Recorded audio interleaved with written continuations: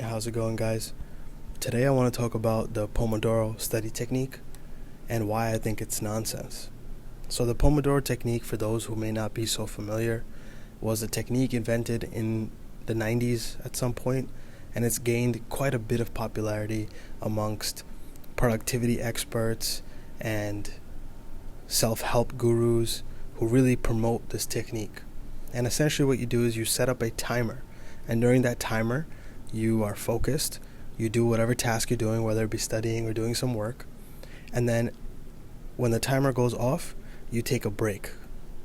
Let's say, for example, you'll set a timer for 30 minutes, and then after the 30 minutes, you'll take a 10-minute break. Then you'll set another timer for 30 minutes, and then you'll take another break.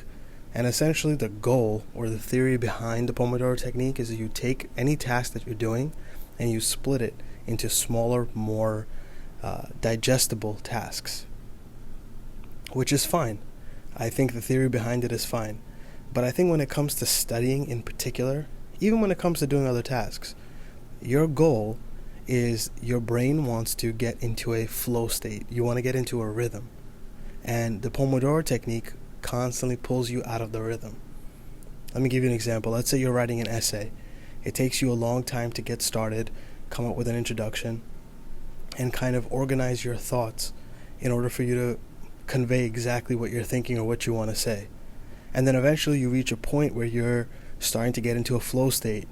Your thoughts are starting to align, you're typing away or writing away, and everything's starting to make sense. Now let's say I had to pull you back out of that rhythm state or that flow state, and then you took a little bit of a break, and now you had to get back into it.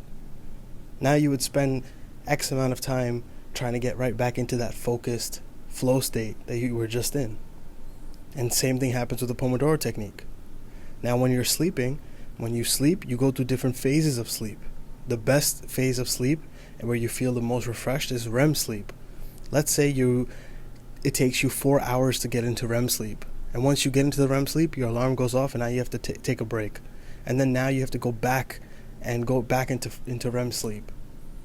That overall decreases your efficiency. And that's the main reason why I don't support the Pomodoro technique. Instead, what I like to do is just set up a general timer. Let's say it's for 2 hours. Let's say it's for 1 hour. Or let's say it's for 3 hours. This is the amount of time that I want to put into this task. And then from there, my goal is to just get into the flow state. If I get into the flow state and I have nothing else to do, I will continue until I feel like I can't perform the task anymore or I can't study anymore. I'm not going to be held accountable by an alarm. If I feel like I'm studying really well, I'm not going to stop just because I put a 1 hour alarm and now I have to stop. So just another quick tip of why I think the Pomodoro technique is nonsense. Try it.